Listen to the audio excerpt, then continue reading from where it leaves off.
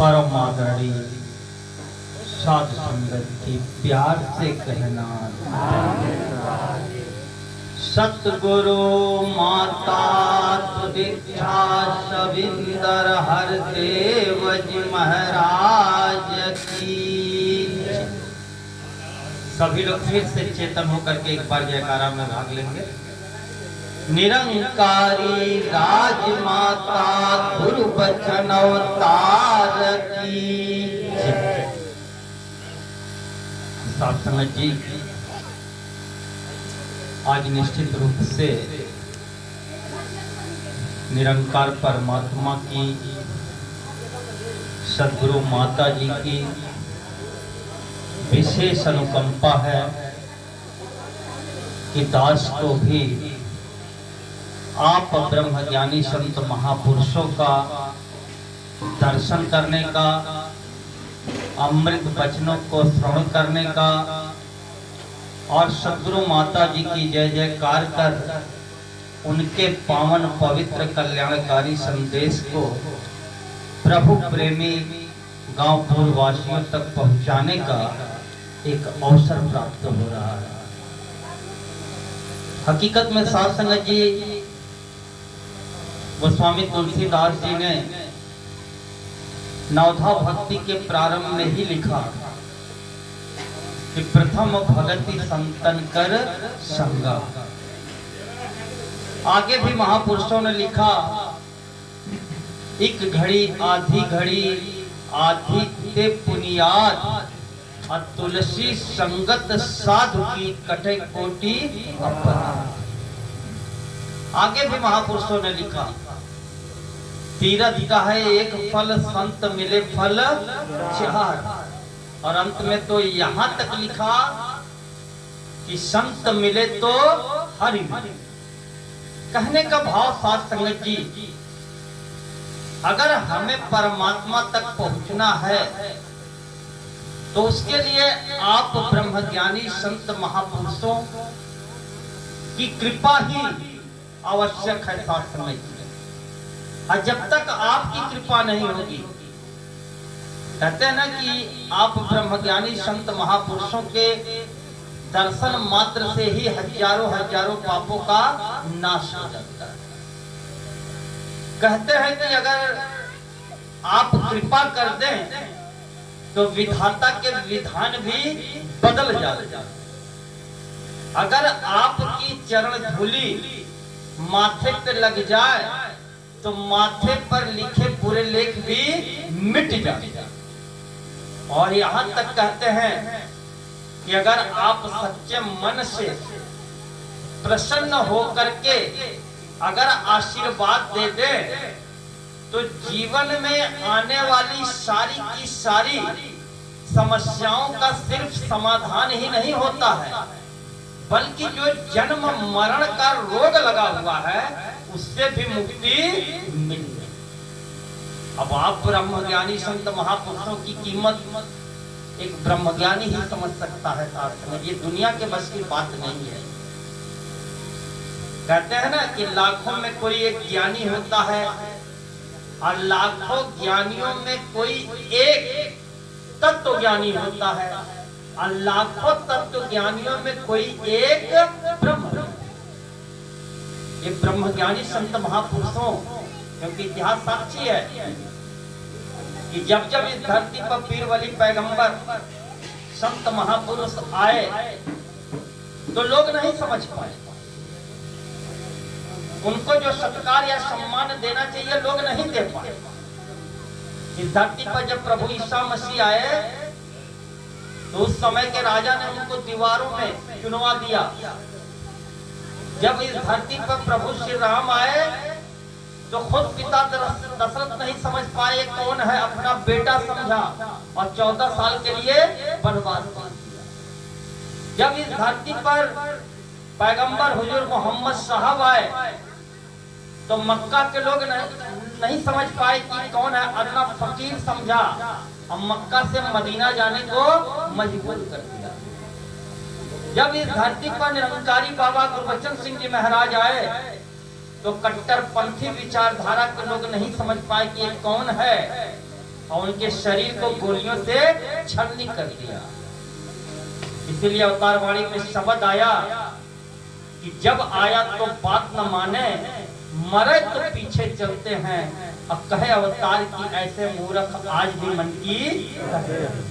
जब जब इस धरती पर पीर वली पैगंबर या अवतारी पुरुष या अल्लाह का भेजा हुआ फरिश्ता साक्षात सदगुरु के रूप में आया तो दुनिया नहीं समझ पाई। कहते ना कि हर बाग चंदन का नहीं होता, हर सर्प में मणि नहीं होती, हर हाथी में गजमुक्ता नहीं होता, हर बांस में वंशलोचन नहीं होता। इसलिए सबके जीवन में गुरु की कृपा हो ये भी जरूरी नहीं है साथ करने की। आज हम सौभाग्यशाली हैं कि हमें समय के सदगुरु ने अपने चरणों में जगह दिया है। आज उनकी छत्र छाया में बैठने का अवसर मिला है। अब परिणाम क्या हुआ साथ संगत जी? अगर ईमानदारी से हम अपना मूल्यांकन करेंगे, आत्मनिरीक्षण करेंगे तो पाएंगे तो वास्तव में जिंदगी बदल गई साथ संगत। अगर गुरु आदेशों में है तो जिंदगी में सब कुछ तो था लेकिन सुकून नहीं था। लेकिन आज गुरु की कृपा से सुकून आ गया। ये सुकून की तलाश नहीं, दुनिया सुबह से रात तक दौड़ रही है लेकिन सुकून नहीं। कल भी सुकून, आज भी सुकून और सदगुरु के ज्ञान में हर पल में सुकून। अगर सुकून लेना है तो सदगुरु की कृपा से जो हमें ब्रह्म विद्या मिला है, इस निरंकार का जो हमें बोध हुआ है, इसको हम अपने जीवन में अपनाए रखें। उनकी साथ संगत जी एक बड़ा अनमोल तोहफा गुरु ने हमको दिया है। बाबा जी एक गजल अक्सर गाया करते थे कि मिला है मुझको नफीस तोहफा, कदर करे हम हमें कदर। ये बड़ा नफीस यानी अनमोल तोहफा गुरु की कृपा से हमारे हिस्से में आया है। अगर इसकी कदर कर लेंगे तो हमारी भी कदर, अगर इसका सम्मान सत्कार कर लेंगे तो हमारा भी सत्कार सम्मान। देखिए इसका कदर कब होगा? जब गुरु आज्ञा में जो 3 कर्म हमको मिले, सेवा, सुमिरन और सत्संग, अगर ये कर रहे हैं साथ संगत जी, सेवा करने वाले के जीवन में कभी कोई समस्या नहीं होती है। और सत्संग तो बतलाया गया कि सारी समस्याओं का समाधान ये सत्संग है। क्योंकि कहते हैं ना कि मन शायर मन सा लहर, बूढ़े बहुत अच्छे, और कहे कबीर ते बाचिए जिनके हृदय विवेक। और यह विवेक बिनु सत्संग विवेक न होई। बिना सत्संग के व्यक्ति के अंदर विवेक आ जाए ये संभव नहीं है। ये जब भी आएगा सत्संग के द्वारा ही आएगा। जैसे ही विवेक आएगा क्या गलत है क्या सही है समझ में आने लगेगा। क्योंकि हम स्वार्थ से, मोह से ऊपर उठ जाएंगे। और साथ संगत जी आज गुरु की बड़ी कृपा है। गुरु ने जो हमारे ऊपर रहम किया, क्या हम उस लायक थे? और इतना आसान भी नहीं है कि सब आ जाए गुरु के चरण में। क्योंकि प्रेम पियाला जो पिए शीश दक्षिणा दे, और लोभी शीश ना दे सके नाम प्रेम का ले। इतना आसान नहीं कि सब आके माथा पटक देंगे, नहीं साथ संगत जी। ये जो गुरूर है जाति का, धर्म का, पद का, प्रतिष्ठा का, मान सम्मान का जो हम गुरूर पाल बैठे हैं, वह इतना जल्दी आसानी से आने नहीं देता। लेकिन जो आ गया, जिसने अपने को, अपने माथे को पटक दिया, कहते हैं ना कि जादू बाय हो कोनो जादू बाय, माता तोरे चरण में कोनो जादू। हकीकत में जादू जाता है। लेकिन कब? जब गुरु का चरण जब इस माथे से लगता है, और जैसे ही गुरु का चरण इस माथे से लगता है तो क्या होता है? सच में जादू हो जाता है और इसकी किस्मत बदल। ये किस्मत को बदलने आई है। सदगुरु आता है जब भीतर सुखिया करने कुल। जब जब इस धरती पे सदगुरु आया है, पूरे संसार का भला किया है साथ संगत जी। आज उसी कड़ी में एक कार्यक्रम हो रहा है, संदेश पहुंचाया जा रहा है कि आओ हरि का दर्शन कर लो। कौन इस धरती पर है कोई माइक लगा के कहे कि आओ भगवान को जान लो? लोग कहेंगे पगला गए हैं। लोग यही कहेंगे पगला गए हैं, ये लोग भगवान दिखा रहे हैं। जबकि हमारी वेद की ऋचाएं, कुरान की आयतें, गीता के श्लोक, मानस की चौपाइयां, कबीर के दोहे, तमाम संतों और ग्रंथों ने कहा कि परमात्मा जानने योग्य है, उसे जाना जा सकता है, और जिसको जानने के बाद ही इस जीव का कल्याण। राम राम तो सब कह रहा है, राम राम ठग सब कहे, ठग ठाकुर और चोर, अब बगैर प्रेम रीझे नहीं तुलसी नंदा। वो प्रेम कहां से आएगा? चोरो राम राम कहता, सब राम राम कहते, तो कल्याण कैसे होगा? कल्याण तो तभी होगा जब प्रेम होगा। अब प्रेम का जो स्रोत है, जो वो निरंकार है, क्योंकि love is God, God is love.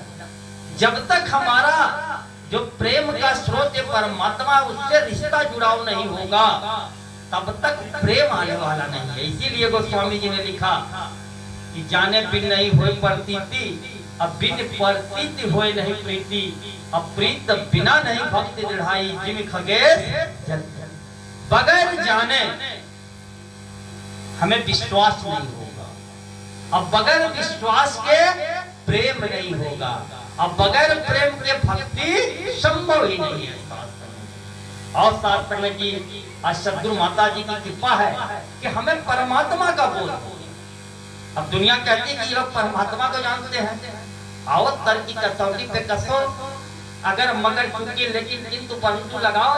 जैसा कहा गया कि परमात्मा अखंड है, अजन्मा है, अविनाशी है, सर्वव्यापी है, अटल है, अजर है, अमर है, एक रस है, पूर्ण काम है, आनंद स्वरूप, ऐसा परमात्मा है जिसके बारे में भगवान श्री कृष्ण ने युद्ध के मैदान में जब अर्जुन को भ्रम हो गया तो बतलाया कि देख अर्जुन, जो मुझे तू देख रहा वो मैं नहीं हूँ, वास्तव में तू अगर मेरे व्यापक विराट स्वरूप को देखना चाहता तो देख, और दिखलाते भी और कहते हैं कि देख, मैं लय के साथ लय नहीं होता, प्रलय के साथ जब ये दुनिया नहीं थी तब भी मैं था, ये जब दुनिया है तब भी मैं हूँ, जब ये दुनिया खत्म हो जाएगी तब भी मैं, ऐसा मेरा रूप है जिसे हवा उड़ा नहीं सकता, पानी भिगो नहीं सकता, शस्त्र काट नहीं सकता, अग्नि जला।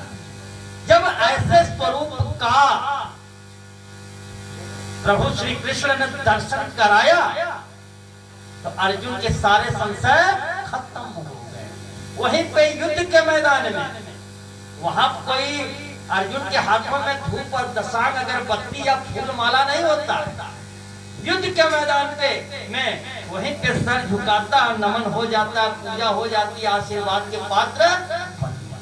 तो शास्त्र जी, क्योंकि बोध हो गया, ज्ञान हो गया, और जब ज्ञान हो गया तब तो हमारी मन की अवस्था बदल गई। अब तो जिधर देखता हूँ उधर तू ही, अब तो समझ में आ गया कि तेरा रूप है ये संसार, नर पूजा नारायण पूजा, अब कहीं भटकने की जरूरत नहीं। अज्ञानता के चलते हम मंदिर, मस्जिद, तीर्थ, दरगाहों या गुफा कंदराओं में भटक रहे हैं। और साथ संग जी, ऐसा जो आज निरंकारी मिशन ने, सदगुरु माता जी ने हमारा वैचारिक परिवर्तन किया था। हमारा जात नहीं बदला, धर्म नहीं बदला, पहनावा नहीं बदला, कोई अलग से साइन बोर्ड की हमारे माथे पे नहीं लगाया, न गले में कोई कंठी माला दिया, न बदन पे कोई राम नामी चादर दिया, सिर्फ बदला, और बदला तो सिर्फ हमारा विचार बदला। और जब विचार बदल गया तो हम बदल गए साथ। क्योंकि अगर कोई चोर चोरी करता तो सबसे पहले उसके मन में यही विचार आता कि चलो चोरी करें। जब ये विचार ही नहीं आएगा तो चोर कैसे चोर बन सकता है? आज सतगुरु ने हमारे विचारों को बदल दिया था। आज निरंकार का बोध करा करके, ये संत महापुरुषों का सत्संग दे करके, आज हमारे मन के अंदर जो मन के विकार थे, आज उसकी जगह हमारे अंदर दया आ गया, प्रेम आ गया, करुणा आ गया, सहनशीलता आ गया, नम्रता आ गया, विशालता आ गया। अब ये हम वही हैं, लेकिन हमारी अवस्था बदल गई। और जब अवस्था बदल गई, कर्म बदल गया। अब कर्म बदल गया तो परिणाम क्या हुआ? अब नमस्कार भी होने लगा। होता है ना, महात्मा जी धन निरंकार होने लगा। और नमस्कार ही नहीं हो रहा है, बल्कि गुरु तो स्वयं अपनी कुर्सी भी दे दिया है। क्योंकि गुरु रूप है सभी शास्त्रों में जी। अगर ये भाव मन में आ गया तब तो सारी समस्याओं का समाधान हो गया। लेकिन अभी भी मन में संशय है, ये फलाने हुआ, ये ढकाने हुआ, ये बड़का हुआ, ये छोटका हुआ, तो इसका मतलब है कि अभी भी हमको ये ज्ञान पूरी तरह से समझ में नहीं। कहते हैं ना कि ऊपर ऊपर सब चले, नीचे चले ना वो, और जो एक बार नीचे चले तो वो सबसे ऊपर। और साथ में जी जो गुरु चाहता है, सतगुरु माता जी जैसा हमको बनाना चाहती हैं, हम वैसा अगर बन जाए साथ संगत जी, तो वास्तव में साथ संगत जी आज हम भी पूजनीय हो जाएंगे, वंदनीय हो जाएंगे, आदरणीय हो जाएंगे, अनुकरणीय हो जाएंगे। आज कितने महात्माओं का अनुकरण किया जा रहा है और उनका नाम लिया जा रहा है, जिंदाबाद है साथ संगत जी। क्यों है? क्योंकि उन्होंने गुरु के मत को, गुरु की सिखलाई को अपने जीवन में आगे रखा साथ संगत जी। अब गुरु कोई मामूली इंसान नहीं होता है साथ संगत जी, क्योंकि हमारे शास्त्रों में आया कि गुरु ब्रह्मा, गुरु विष्णु, गुरु देवो महेश्वर, और गुरु साक्षात पार ब्रह्म तस्मै श्री। गुरु साक्षात परमात्मा का सर्वश्रेष्ठ साकार स्वरूप होता है, और गुरु ही शिव होता है।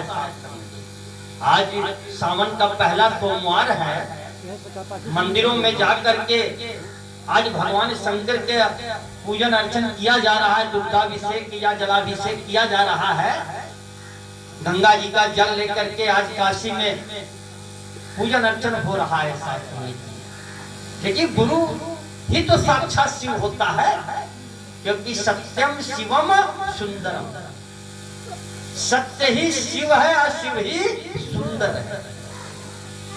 अब सोचने वाली बात है, यानी जो सुंदर है तो उसका रूप रंग तो होगा ही, नाम तो होगा ही।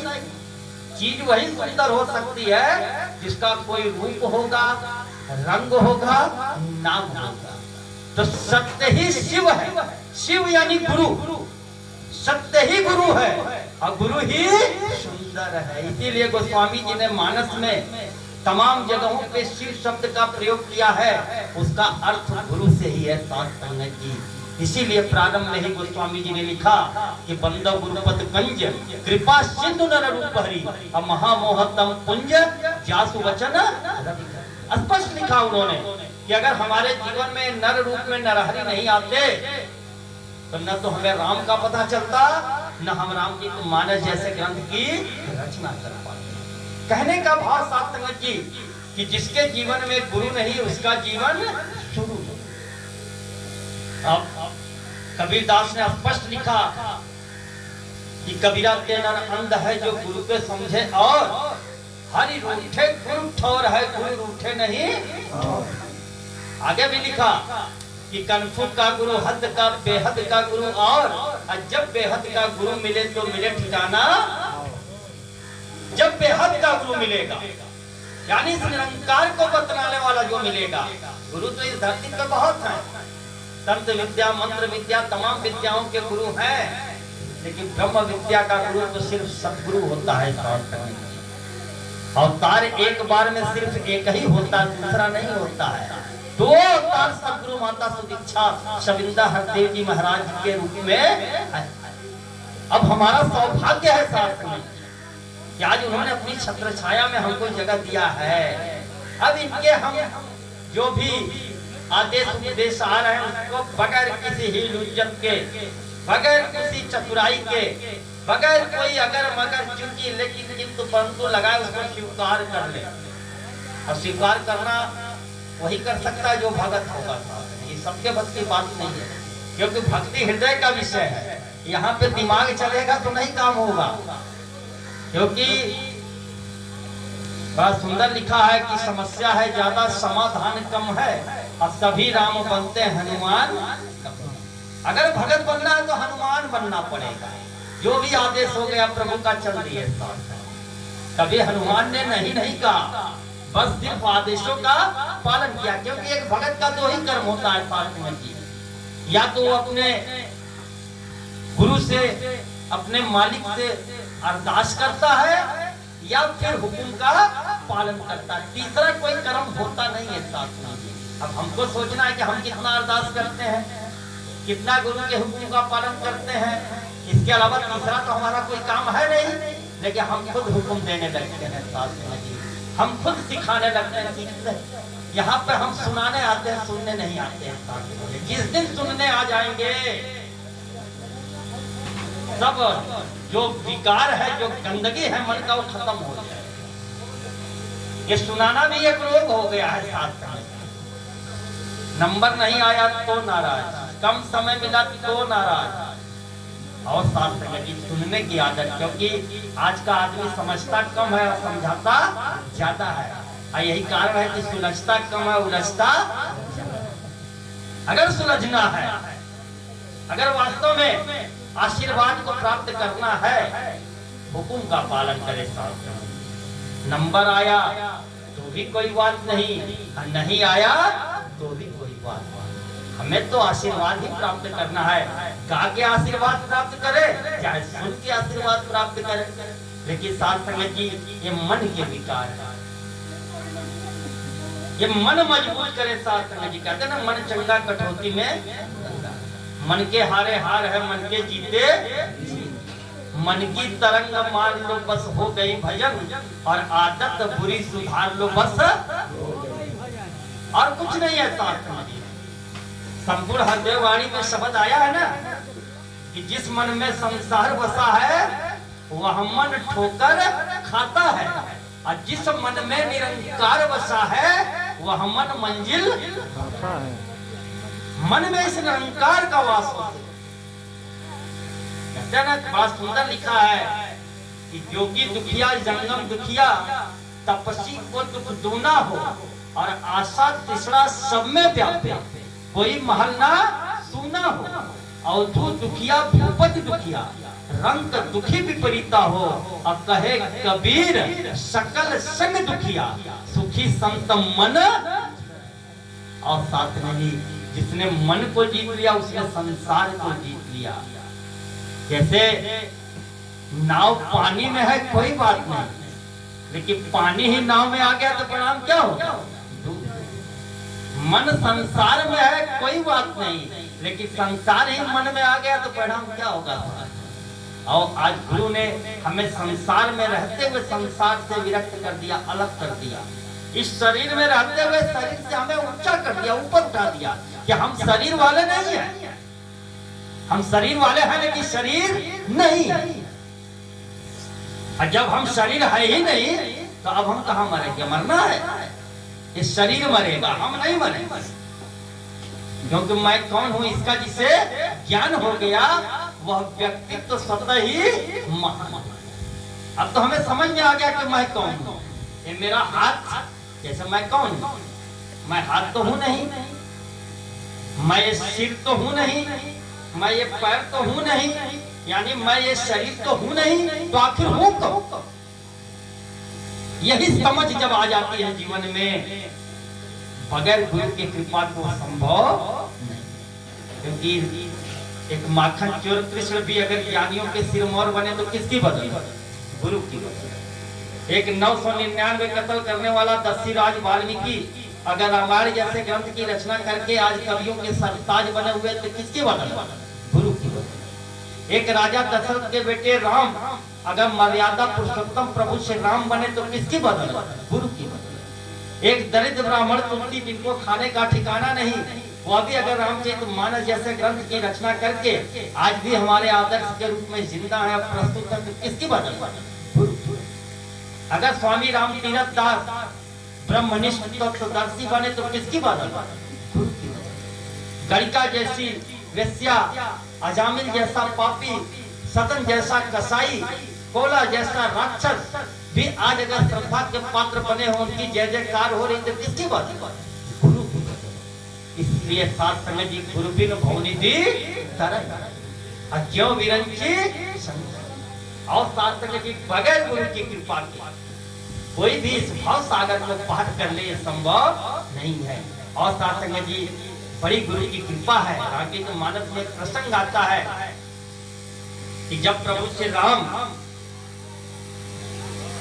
लंका पर विजय प्राप्त करके रावण का वध करने के बाद माता जानकी के साथ 14 वर्षों के बाद जब अयोध्या आते हैं, तो जैसे ही अयोध्या में प्रवेश करते हैं तो घी के चिराग जलाए जाते हैं, पटाखे छोड़े जाते हैं, मिठाइयां बांटी जाती हैं, यानी खुशियां मनाई जा रही हैं।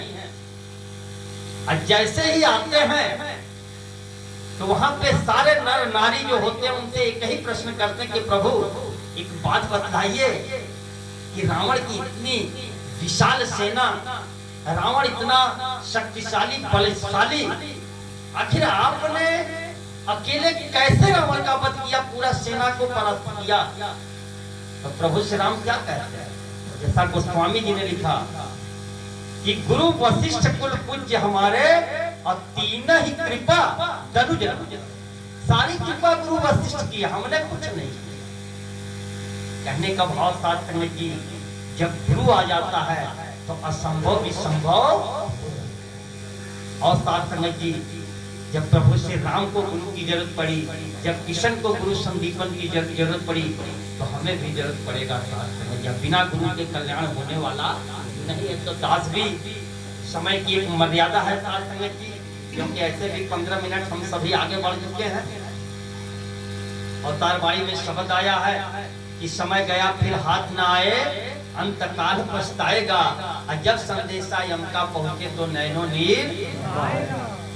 कौन जाने किस घड़ी वक्त का बदले मिजाज, कौन सी श्वास हमारी आखिरी श्वास हो, क्या पता था। क्योंकि जो श्वासों की लड़ियां चल रही, हम सांस ले रहे हैं और छोड़ रहे हैं, फिर ले रहे हैं फिर छोड़ रहे हैं। अगर छोड़ रहे हैं लौट के आ गया तो जिंदाबाद, और उसी श्वास को छोड़ा अगर लौट के नहीं आया तो फिर यही तो जीवन है, यही तो जिंदगी है। अगर ये सांस हमने छोड़ा और लौट के आ गया तब तो खेल जारी है, और वही अगर लौट के नहीं आया तो फिर खत्म है राम नाम। ये मरने के बाद दुनिया को बताया जाता है, जब लाश में सुनने समझने की शक्ति नहीं होती है, जब 4 लोगों के कंधे को सवार होता है और अंतिम यात्रा के लिए प्रस्थान करता है, तब लोग कहते हैं राम नाम। जिस बात को पहले बताना था उस बात को तब बताया जा रहा है जब उसके अंदर सुनने और समझने की शक्ति नहीं है, क्योंकि सुनने समझने वाला गया। लेकिन वो मुर्दा भी कह रहा है कि देखो भाई, जो लोग हमको लेके चल रहे हो या पीछे पीछे आ रहे हो, कम से कम तुम तो होश में आओ। मेरा अच्छा या बुरा जो भी होना था वो तो हो चुका, कम से कम तुम तो होश में आओ कि राम नाम सत्य है। राम नाम कल्प तरु देत फल चारि। राम नाम जीव को शिव बना देता है, लेकिन कब? जब जीव को शिव का दर्शन होता है। और जैसे ही जीव को शिव का दर्शन होता है तो क्या होता है? जो जीव वही शिव, जो शिव वही, जो आत्मा वही परमात्मा, जो परमात्मा वही आत्मा, जो मैं वही तू, जो तू वही मैं, जो भूत वही सागर, जो सागर वही वही, जो पिंड वही ब्रह्मांड, और जो ब्रह्मांड वही पिंड। ऐसा मिलन महामिलन शास्त्र में जी कब होता है? जब जीवन में समय का सतगुरु आता है। इसीलिए सतगुरु साक्षात ब्रह्म होता है। और शास्त्र में बगैर किसी संशय के मन के विकार को निकाल दो कि सतगुरु माता जी इंसान है। शास्त्र में देखने में इंसान जरूर है, लेकिन वास्तव में ये भगवान है। देखने में तो बहुत दूर रहती है, दिल्ली में रहती है, देखने में साकार जरूर है, लेकिन वास्तव में अंशक निराकार। जब ऐसा विश्वास होगा, इसीलिए गोस्वामी जी ने लिखा ना कि मंत्र जापो मम दृढ़ विश्वास, पूरे दृढ़ विश्वास के साथ तुहि निरंकार मैं तेरी शरण मैनो। ये तुहि निरंकार कहते ही इस सदगुरु प्रकट हो जाता है। जब 20 सभा में द्रौपदी का चीरहरण हो रहा था, वो तो हस्तिनापुर में थी, और भगवान कृष्ण तो द्वारिका में थे, बहुत दूर थे। हम तो यहाँ बैठे हैं, सदगुरु माता तो बहुत दूर है, दिल्ली में है। तो हमारा कैसे इज्जत बचेगा, हमारी आबरू कैसे बचेगी, हमारा कल्याण कैसे होगा? जब द्रौपदी ने अपने पतियों पे भरोसा किया, फेल कर दिया, तमाम राजगुरुओं पे भरोसा की, फेल कर दिया। अंत में कहती है, हे किशन, अब तेरे अलावा कौन है? और जैसे ही कहती कि तेरे अलावा, यानी तेरे अलावा यानी तुम उसी को कहते हैं जो सामने होता है, जो अंशम होता है। और जैसे ही कहती कि अब तेरे अलावा कौन है, छोड़ देती है, अर्पित कर देती है, खुद को प्रभु के सामने समर्पित कर देती है, पूरी तरह से समर्पण कर देती है। तो क्या होता है, जिस दुशासन के पास हजारों हाथियों का बल होता है, जो पूरी तरह से आमदा है द्रौपदी को बीच सभा में नग्न करने के लिए, उस दुशासन के पास भी हजारों हाथियों का बल होने के बावजूद साड़ी खींचते खींचते खींचते खींचते थक गया, यहाँ तक कि साड़ियों का पहाड़ बन गया। लेकिन क्या वो द्रौपदी का चीर हरण कर पाया? उसको समझ में ही नहीं आया कि नारी बीच सारी है कि सारी बीच नारी है, नारी की ही सारी है कि सारी की ही।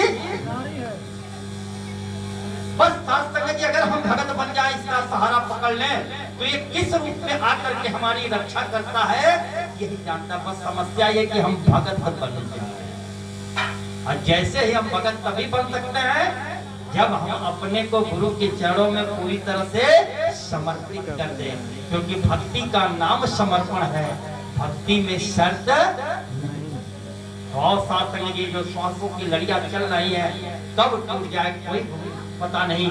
इसीलिए बाबा जी ने भी वो मुंबई समागम में ब्रह्मलीन होने से पहले वो कहा था ना कि गा लो मुस्कुरा लो चाहे महफिलें सजा लो, कौन जाने कब कोई साथी छूट जाए, क्योंकि जीवन की डोर बड़ी। इसलिए साथ संगत जी, घट घट अंतर सर्व निरंतर केवल लख, इसका एहसास हो, चाहे जिस अवस्था में हो, ये एहसास हो तो ही निरंकार मैं तेरी शरण मैनो बख्श।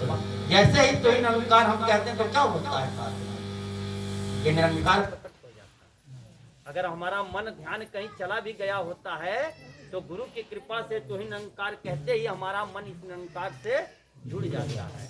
और जब इस निरंकार से जुड़ जाता है तो जो तू वही मैं, फिर अवस्था खत्म हो जाती थी। इन्हीं शब्दों से दास भी अपनी वाणी को विराम देगा।